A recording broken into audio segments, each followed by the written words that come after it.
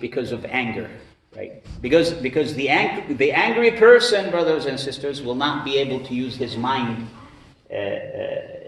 correctly. He makes decisions haphazardly, right? It's like instant decisions, but they're not really well thought of decisions, and that's why anger is not recommended in Islam, right? One time, a person asked Umar ibn Khattab, radiyallahu anhu. He asked him, he said, I want to be Amir. You know what Amir means, right? He wanted to be a leader. He wanted Umar, radiyallahu anhu wa ardah, to appoint him as a leader of a certain area. So he told him, come to me the following day. So the person came to Umar radiyallahu anhu wa ardah the following day. And the kids of Umar radiyallahu anhu, they were playing with Umar and they were jumping on his back and subhanallah azza wa jal. So this person who asked for leadership, he was surprised. He said, I am surprised, O Amir al-Mu'mineen, that you're doing this.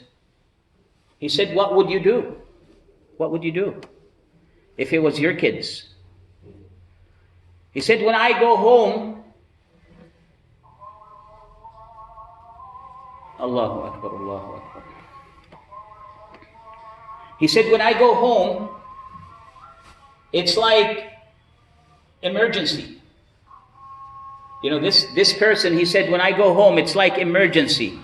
It's like my kids, if they're doing something, they get scared and they come to me and the wife is scared, and it's like things are not normal in my house if I come to my in my house.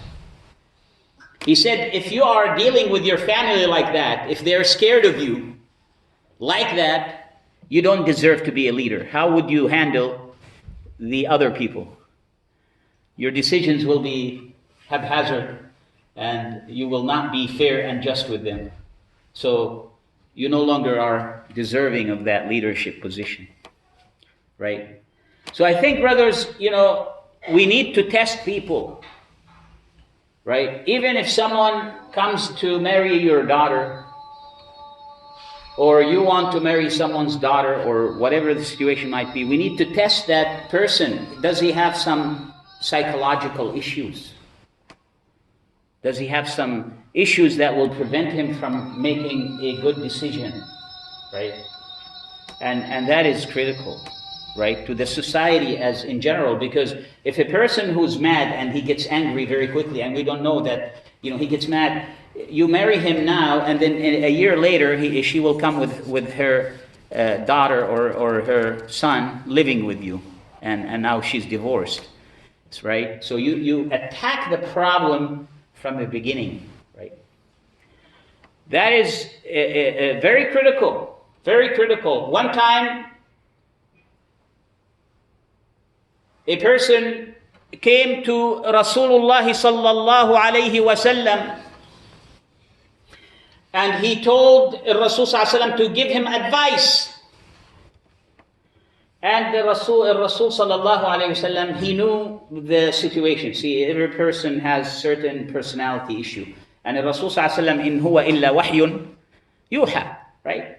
So he's the revelation is known to him, sallallahu alayhi wasallam. Even though he doesn't know when his sa'ah is, but Allah subhanahu wa ta'ala gave him some inclination, right? Sallallahu alayhi wasallam. And gave him al-wahy, which is from, Jibreel alayhi salam. So the person came to Rasulullah sallallahu alayhi wasallam, Sahabi came to Rasulullah sallallahu alayhi wasallam. He told him, give me advice. And the advice, brothers and sisters, was that he told that person, the first thing he advised him, he said, don't get angry. La taghdab. Don't get angry. And again, anger You see a person who's angry, you see his red face, right? The anger, all of a sudden his face is red, and he mumbles with his words, and he throws words left and right, right? Left and right. He doesn't know where they're coming from. He just kind of like continuously, the shaitan is having control over him, right? And how could you have someone like that make a good decision? And that's why even the presidents and the leadership, as we said, they cannot be presidents, right? If they are angry, or if they're not. Even subhanallah azza wa jal, yani at the time of Islamic history, the people that were living under the Islamic rule, they were being treated justly. Like Umar ibn Khattab, when one time there was a Yahudi, he was an older Jewish person, he was walking on the street, right? And he was asking for money. An older Jewish person was asking for money at the time of Umar, radiyallahu anhu wa ardah. And Umar became aware of the situation, and right away he gave him a monthly allowance to live by in dignity, even though he was a non-Muslim. Why? Because you need that wisdom. The Rasul ﷺ, he would not get angry for himself. He would get angry for hududullah, right? The boundaries of Allah. If someone, subhanallah, if someone goes beyond what Allah subhanahu wa ta'ala wants of him. That's why a mu'min is always within those boundaries, obeying the orders of Allah and believing in the news of Allah. He doesn't go beyond those boundaries, right? And if he goes beyond those boundaries, if he doesn't come back and he dies on that, فَأَمْرُهُ إِلَى اللَّهِ. فَأَمْرُهُ إِلَى اللَّهِ. His order is to Allah, right? So Rasul ﷺ told that person, لَا تَغْضَبْ, don't get angry. And the person asked him again. He didn't quit. He said, Zidni, give me more. O Rasulullah ﷺ, give me more advice. And you would think that he would give him another, maybe a different advice. But it was the same advice. He told him, La taghdab, second time. La taghdab, don't get angry. Right? It's the cause of disaster. How many homes end up in divorce?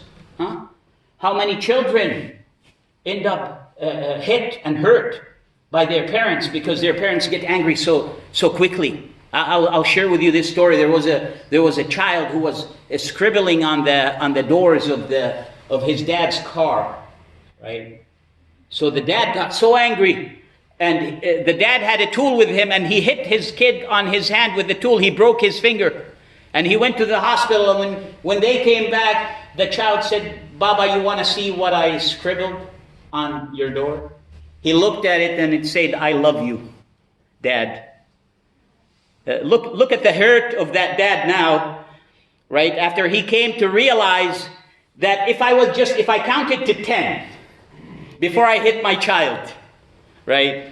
If I said 1, 2, 3, 4, and if I took my time, right? Before I hit my child, look at the hurt inside the heart now. It's more than hitting.